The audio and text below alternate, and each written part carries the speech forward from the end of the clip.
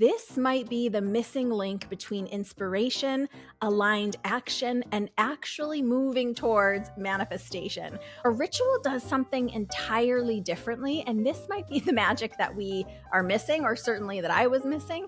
It's not a productivity hack, it's an energetic shifting. Hey, beautiful soul, welcome to Spirit Speakeasy. I'm Joy Giovanni, Joyful Medium. I'm a working psychic medium, energy healer, and spiritual gifts mentor. This podcast is like a seat at the table in a secret club, but with mediums, mystics, and the spiritual luminaries of our time. So come behind the velvet ropes with me and see inside my world as I chat insider style with profoundly gifted souls. We go deep, share juicy stories, laugh a lot, and it wouldn't be a speakeasy without great insider secrets and tips. You might even learn you have some spiritual gifts of your own. So step inside Spirit Speakeasy. What if the reason you keep waiting to feel inspired is the exact thing that is keeping you stuck? This might be the missing link between inspiration, aligned action, and actually moving towards manifestation. Welcome in, beautiful soul. Today, I'm telling you why inspiration was never supposed to be on demand, and the one shift that I have been working on myself that changes everything about how you create. Whether you're creating a business, a piece of art, developing your own spiritual gifts, or just getting back to yourself, if you've ever felt like you needed to wait for the mood to strike before you let yourself begin, this one is for you. I want to talk about something that I've actually been living through this year, not just something I researched and have all packaged and finished to deliver. This is something that I am working on real time, still adjusting to the energy in my own life.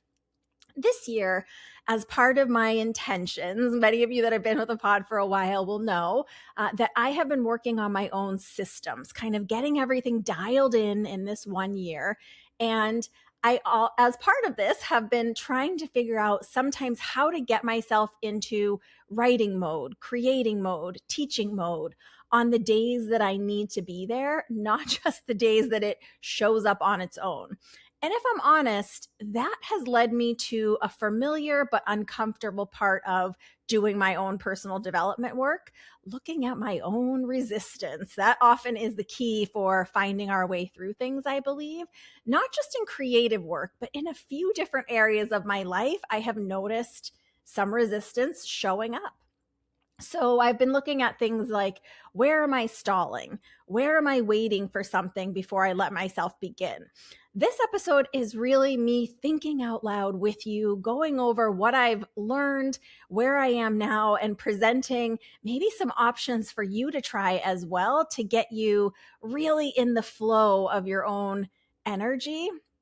So in this episode, we are going to talk about something I'm actively working on, more of a real-time exploration. So here's where it started. As part of my intentions for this year, as I mentioned, I've been dialing in my own systems, my schedule, the way that I do different things, different days. I've been finding it really challenging to flex back and forth between readings, one-on-one client sessions where the energy is very different than what I might be doing for researching or writing or editing, and other days shifting into that more creative flow side of myself. And of course, part of this, making sure that I have time set aside for all these things outside of my actual client work and group readings and teaching.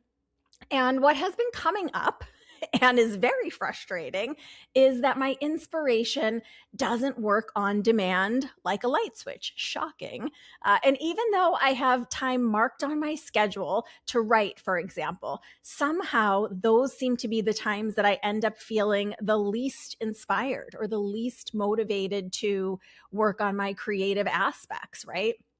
And while I do have inspiration sometimes, I couldn't help but wonder, how could I possibly fit it into my actual real life schedule when I needed to access it in a consistent, practical way?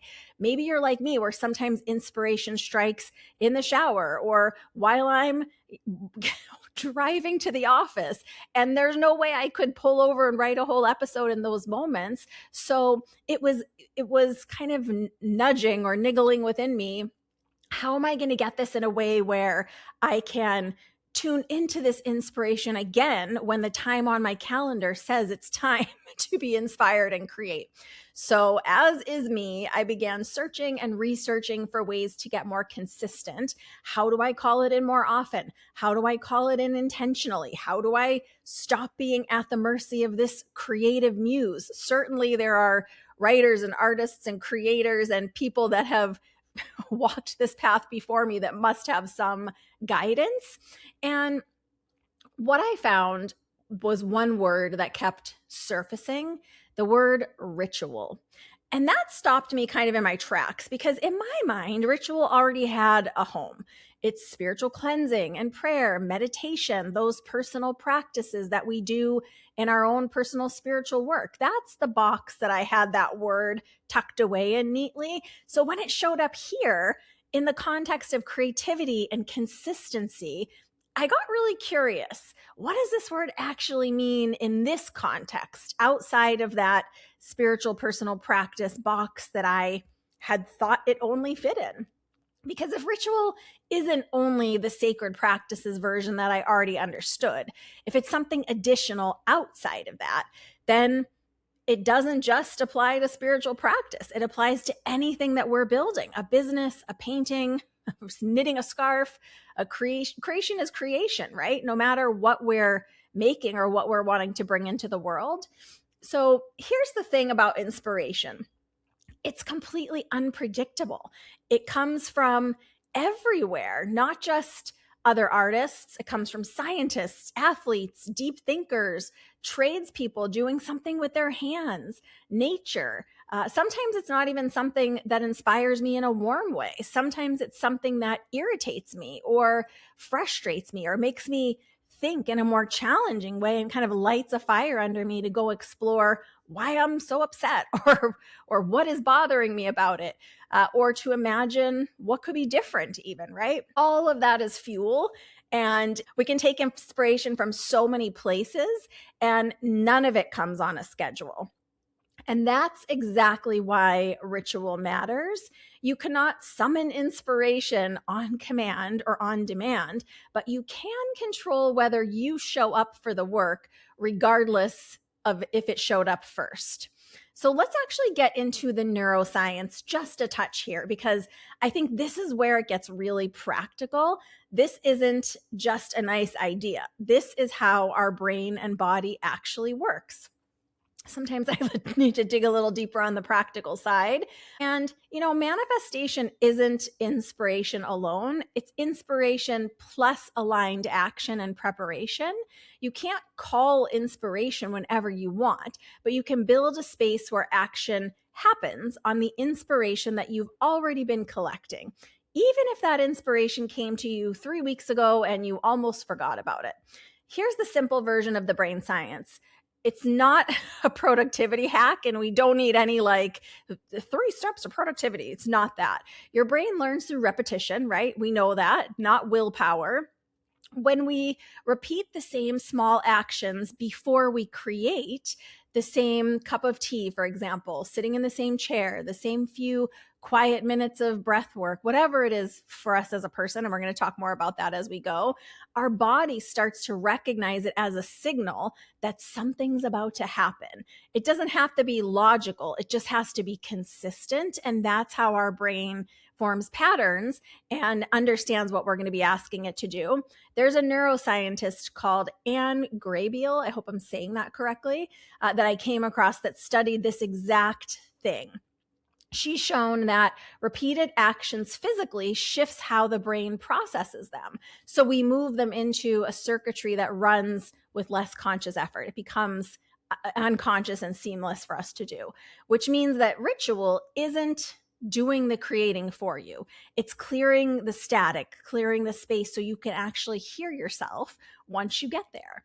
And this researcher at Harvard, Michael Norton, who I also came across, wrote a book called The Ritual Effect, which And he found that what separates a ritual from a plain habit is the meaning, the meaning underneath, right? So you've decided that this action matters, so your nervous system can respond to it emotionally, not just mechanically. It's both components combined. That's why ritual holds up under the days that motivation or inspiration doesn't show up. Habit needs willpower.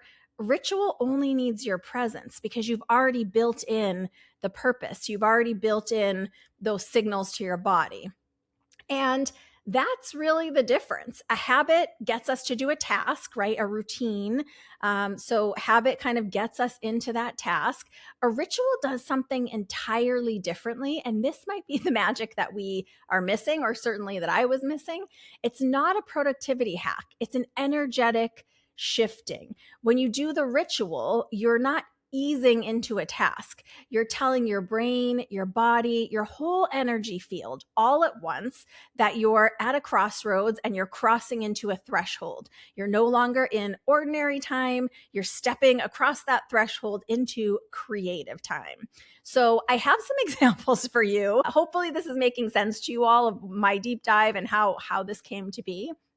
But I want to show you through a few different examples of other people, well-known people. And then I will tell you what I'm working on. And again, work in progress over here. So I would love it if you would work in progress if you want to, and we can kind of keep building our rituals and our systems together. There is an incredible writer, activist, amazing soul named Toni Morrison. She's mostly known as a writer. For years, she didn't think she had a ritual until a friend pointed out to her that every morning she would get up while it was still dark, she would make a cup of coffee, and she would watch the light come. She said this wasn't just a routine. It was her way of entering a space she called non-secular. That was her word. The light itself was the signal, not being in the light, being there before it arrived and letting it rise with her and just being present with her cup of coffee. That was her ritual. Comedian Kevin Hart, which I don't know who doesn't know who he is, but hopefully you all know who he is. Before every single performance, when he goes out on stage, he does a huddle with his friends and collaborators, and they get into a circle and he leads them in, I think it's a prayer first and then like a rallying cry. And that's not solitary like Morrison's, right? Like she's doing hers alone. That's communal. He's doing his ritual in this little community of collaborators, but it's doing the exact same job. It's building the energy that gets him ready on purpose every time, regardless of how he's feeling that night before a performance. And the more I thought about it, the more I realized I had definitely seen this before. And maybe you have your own examples too. I would love them if you would share them. And even I have even done this myself, and maybe you have even done this yourself too. I have worked over the years, many of you know, with some professional athletes and professional wrestlers. I've worked, in these spaces behind the scenes where I've gotten access to see some things. And I was thinking about it and realized that so many of these folks had their own personal rituals that they would move through right before stepping into either their performance persona or stepping into the athletic side of themselves that they needed to be. It's not superstition exactly. It's more of a deliberate crossing from themselves into the version of themselves that the arena or the crowd or their character needed. So these are three completely different intentions, Toni Morrison, Kevin Hart, and like professional wrestlers.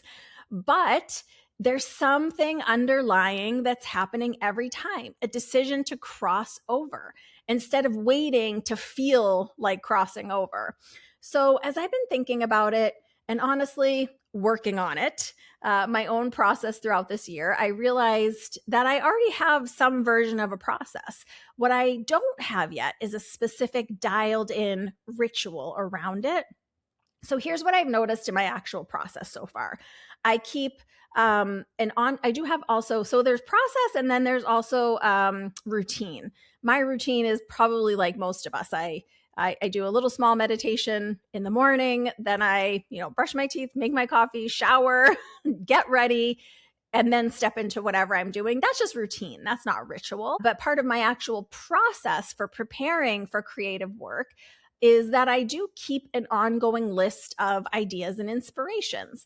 I have designated times, of course, built into my schedule for the actual writing, right? To like sit down and have like a 2-hour block to write or to research or to write for my class, whatever I need to do. So those are built into my schedule.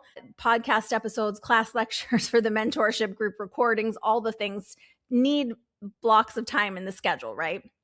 And I noticed something about recording specifically earlier this year.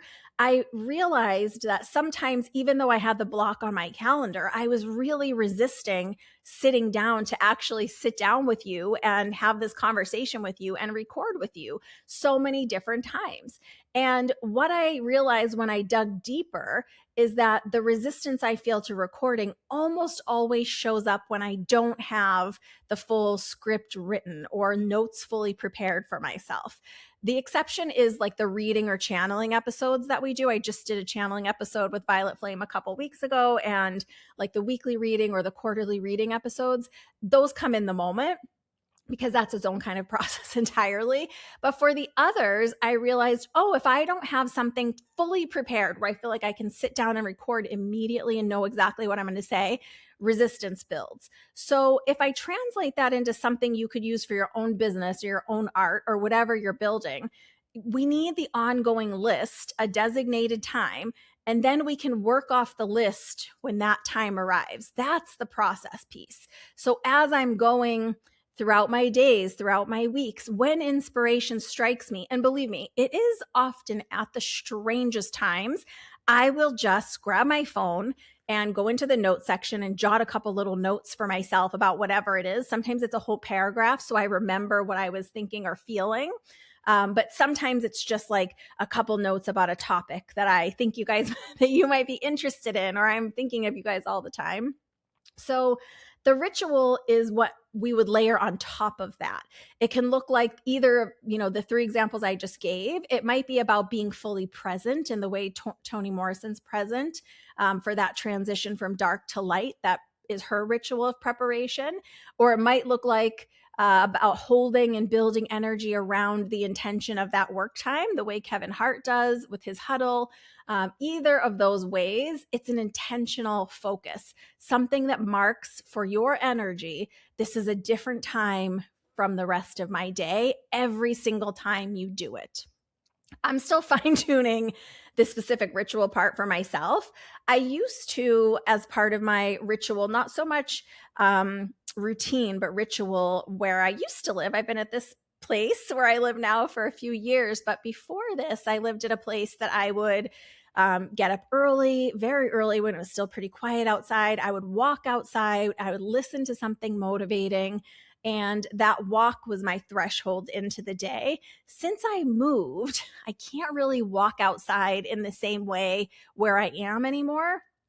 And there is a gym in my building, and I sometimes go down there, but it's not the same. For me, it's not the same as walking outside and noticing birds and nature and, whatever it might be. The energy just doesn't feel the same for me. So I'm having to rebuild that part from scratch. I don't have the perfect answer yet, but that's honestly the point of this whole episode. You don't need the perfect ritual. You need to keep paying attention to what actually works for you and let it evolve as your life does. And as you guys know, we talk about this in different ways here, but sometimes one thing that was working for us for a while just might not be working for us, kind of like me with the walking. It's not that it wouldn't work if I was somewhere where I could still just pop right outside and walk. It's due to circumstance that's just not going to work for me anymore. So life shifts, and it's okay to shift these rituals with it. But I want to get practical. The first piece is the list itself, because none of this works if you don't have something to draw from. I kind of mentioned it briefly a couple minutes ago, but I have some examples from other people besides just me. Here is someone who takes this to an extreme that I actually love. Kendrick Lamar. He's a rapper. For those of you that don't know, he's an incredible poet, actually. He said that he in his experience, roughly 80% of his creative process happens before he ever sets foot in the studio. The way it is said about him, and he's said it in interviews, he carries a notebook, does voice memos, notes on his phone, and talks about how it's not a to-do list, it's actually an archive of his feelings. So he's trying to trap the exact moment, the exact emotional charge of the moment, meeting someone, going back to his old neighborhood, traveling somewhere new, and really capture the emotion that he's experiencing so that later, probably when he has time in his schedule, he can return to that note for himself and still be able to tap into exactly what he felt when he wrote it down. And that's the whole thing in someone's real life that's outside of me. He even can't summon inspiration on command any more than you or I can. And he's an incredible, artist and poet and rapper in our world. But he built a ritual of constant collection so that when he does sit down to create, he's never starting from nothing. So part of the practice is to make sure that we're doing this so that the inspiration was like almost preheated, so to speak. I'm going to go through a little bit of a practice just because, I like some steps. I think it's helpful. So here's the practice or the process into 3 steps for you. The first one is keep notes always. Inspiration doesn't wait for a convenient moment, as we've been talking about. So part of the discipline is capturing it in the few seconds that it lands, not trusting future you to remember. Let me just put a little side note in here.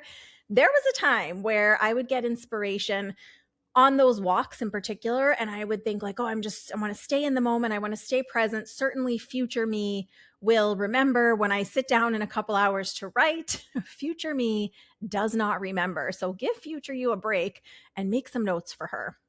So you're just not going to remember.